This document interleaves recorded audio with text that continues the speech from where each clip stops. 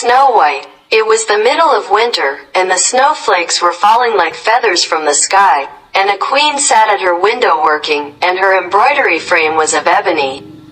And as she worked, gazing at times out on the snow, she pricked her finger, and there fell from it 3 drops of blood on the snow. And when she saw how bright and red it looked, she said to herself, "Oh, that I had a child as white as snow, as red as blood, and as black as the wood of the embroidery frame." Not very long after she had a daughter, with a skin as white as snow, lips as red as blood, and hair as black as ebony, and she was named Snow White. And when she was born, the queen died. After a year had gone by, the king took another wife, a beautiful woman, but proud and overbearing. And she could not bear to be surpassed in beauty by anyone. She had a magic-looking glass, and she used to stand before it, and look in it, and say, "Looking glass upon the wall, who is fairest of us all?" And the looking glass would answer, "You are fairest of them all." And she was contented, for she knew that the looking glass spoke the truth. Now, Snow White was growing prettier and prettier, and when she was 7 years old she was as beautiful as day, far more so than the queen herself. So one day when the queen went to her mirror and said, "Looking glass upon the wall, who is fairest of us all?" it answered, "Queen, you are full fair, 'tis true, but Snow White fairer is than you." This gave the queen a great shock, and she became yellow and green with envy, and from that hour her heart turned against Snow White, and she hated her. And envy and pride like ill weeds grew in her heart higher every day, until she had no peace day or night. At last she sent for a huntsman, and said, "Take the child out into the woods, so that I may set eyes on her no more. You must put her to death, and bring me her heart for a token." The huntsman consented, and led her away, but when he drew his cutlass to pierce Snow White's innocent heart, she began to weep, and to say, "Oh, dear huntsman, do not take my life, I will go away into the wild wood, and never come home again." And as she was so lovely, the huntsman had pity on her, and said, "Away with you then, poor child," for he thought the wild animals would be sure to devour her, and it was as if a stone had been rolled away from his heart when he spared to put her to death. Just at that moment a young wild boar came running by, so he caught and killed it, and taking out its heart, he brought it to the queen for a token. And it was salted and cooked, and the wicked woman ate it up, thinking that there was an end of Snow White. Now, when the poor child found herself quite alone in the wild woods, she felt full of terror, even of the very leaves on the trees, and she did not know what to do for fright. Then she began to run over the sharp stones and through the thorn bushes, and the wild beasts after her. But they did her no harm. She ran as long as her feet would carry her, and when the evening drew near she came to a little house, and she went inside to rest. Everything there was very small, but as pretty and clean as possible. There stood the little table ready laid, and covered with a white cloth, and 7 little plates, and 7 knives and forks, and drinking cups. By the wall stood 7 little beds, side by side, covered with clean white quilts. Snow White, being very hungry and thirsty, ate from each plate a little porridge and bread, and drank out of each little cup a drop of wine, so as not to finish up one portion alone. After that she felt so tired that she lay down on one of the beds, but it did not seem to suit her. One was too long, another too short, but at last the 7th was quite right, and so she lay down upon it, committed herself to heaven, and fell asleep. When it was quite dark, the masters of the house came home. They were 7 dwarfs, whose occupation was to dig underground among the mountains. When they had lighted their 7 candles, and it was quite light in the little house, they saw that someone must have been in, as everything was not in the same order in which they left it. The first said, "Who has been sitting in my little chair?" The second said, "Who has been eating from my little plate?" The third said, "Who has been taking my little loaf?" The fourth said, "Who has been tasting my porridge?" The fifth said, "Who has been using my little fork?" The sixth said, "Who has been cutting with my little knife?" The seventh said, "Who has been drinking from my little cup?" Then the first one, looking round, saw a hollow in his bed, and cried, "Who has been lying on my bed?" And the others came running, and cried, "Someone has been on our beds too." But when the seventh looked at his bed, he saw little Snow White lying there asleep. Then he told the others, who came running up, crying out in their astonishment, and holding up their 7 little candles to throw a light upon Snow White. "Oh goodness! Oh gracious!" cried they.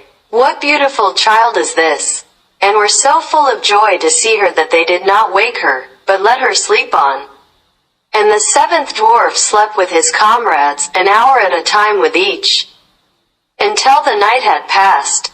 When it was morning, and Snow White awoke and saw the 7 dwarfs, she was very frightened, but they seemed quite friendly, and asked her what her name was.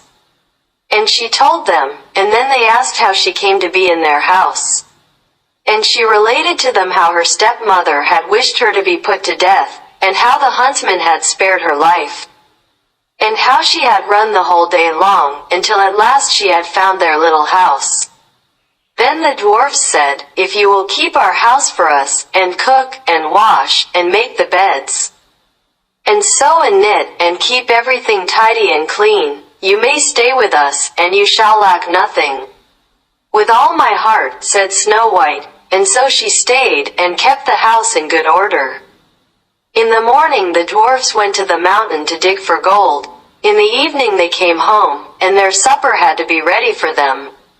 All the day long the maiden was left alone. And the good little dwarfs warned her, saying, "Beware of your stepmother, she will soon know you are here. Let no one into the house." Now the queen, having eaten Snow White's heart, as she supposed, felt quite sure that now she was the first and fairest, and so she came to her mirror, and said, "Looking glass upon the wall, who is fairest of us all?" And the glass answered, "Queen, thou art of beauty rare, but Snow White living in the glen with the 7 little men is 1,000 times more fair." Then she was very angry, for the glass always spoke the truth. And she knew that the huntsman must have deceived her, and that Snow White must still be living. And she thought and thought how she could manage to make an end of her. For as long as she was not the fairest in the land, envy left her no rest. At last she thought of a plan. She painted her face and dressed herself like an old peddler woman, so that no one would have known her. In this disguise she went across the 7 mountains, until she came to the house of the 7 little dwarfs, and she knocked at the door and cried, "Fine wares to sell! Fine wares to sell!" Snow White peeped out of the window and cried, "Good day, good woman, what have you to sell?"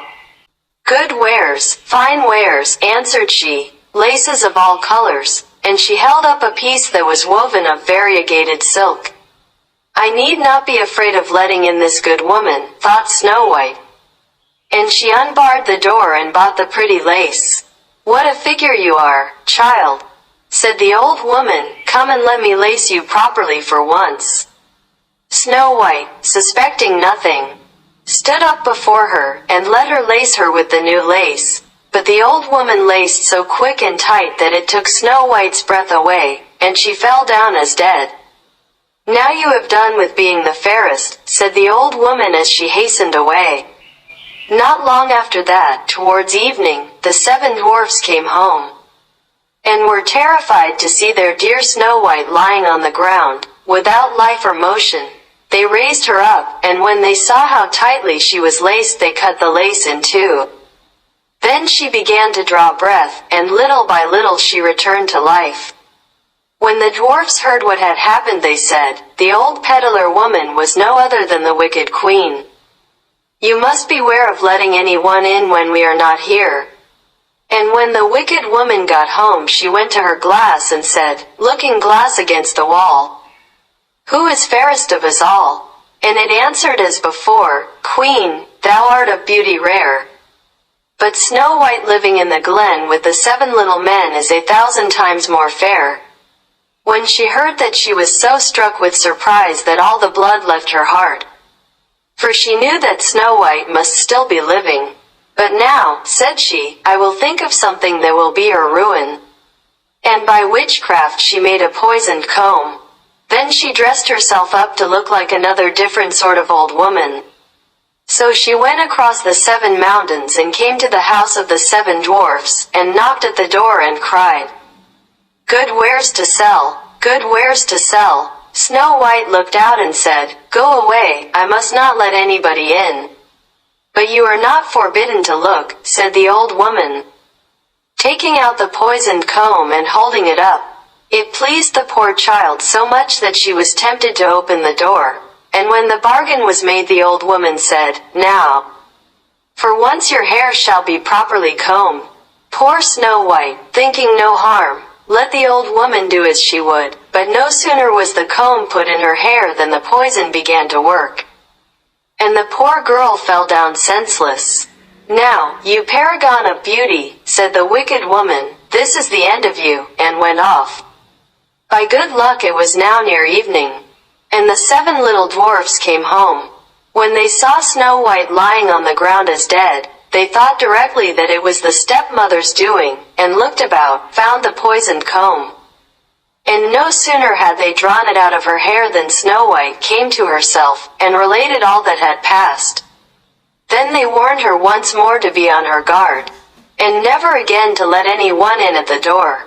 And the queen went home and stood before the looking glass and said, Looking glass against the wall, who is fairest of us all? And the looking glass answered as before, Queen, thou art of beauty rare, but Snow White living in the glen with the 7 little men is 1,000 times more fair. When she heard the looking glass speak thus, she trembled and shook with anger.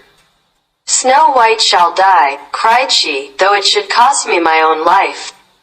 And then she went to a secret lonely chamber, where no one was likely to come, and there she made a poisonous apple. It was beautiful to look upon, being white with red cheeks, so that anyone who should see it must long for it. But whoever ate even a little bit of it must die. When the apple was ready, she painted her face and clothed herself like a peasant woman, and went across the 7 mountains to where the 7 dwarfs lived. And when she knocked at the door, Snow White put her head out of the window and said, I dare not let anybody in. The 7 dwarfs told me not. All right, answered the woman, I can easily get rid of my apples elsewhere. There, I will give you one. No, answered Snow White, I dare not take anything. Are you afraid of poison? Said the woman, Look here, I will cut the apple in 2 pieces. You shall have the red side. I will have the white one. For the apple was so cunningly made that all the poison was in the rosy half of it. Snow White longed for the beautiful apple, and as she saw the peasant woman eating a piece of it, she could no longer refrain, but stretched out her hand and took the poisoned half. But no sooner had she taken a morsel of it into her mouth than she fell to the earth as dead. And the queen, casting on her a terrible glance, laughed aloud and cried, As white as snow, as red as blood, as black as ebony, this time the dwarfs will not be able to bring you to life again. And when she went home and asked the looking glass against the wall, Who is fairest of us all? At last it answered, You are the fairest now of all. Then her envious heart had peace, as much as an envious heart can have. The dwarfs, when they came home in the evening, found Snow White lying on the ground, and there came no breath out of her mouth, and she was dead. They lifted her up, sought if anything poisonous was to be found, cut her laces, combed her hair, washed her with water and wine, but all was of no avail. The poor child was dead, and remained dead. Then they laid her on a bier, and sat all 7 of them round it, and wept and lamented 3 whole days. And then they would have buried her, but that she looked still as if she were living, with her beautiful blooming cheeks. So they said, We cannot hide her away in the black ground. And they had made a coffin of clear glass, so as to be looked into from all sides, and they laid her in it, and wrote in golden letters upon it her name.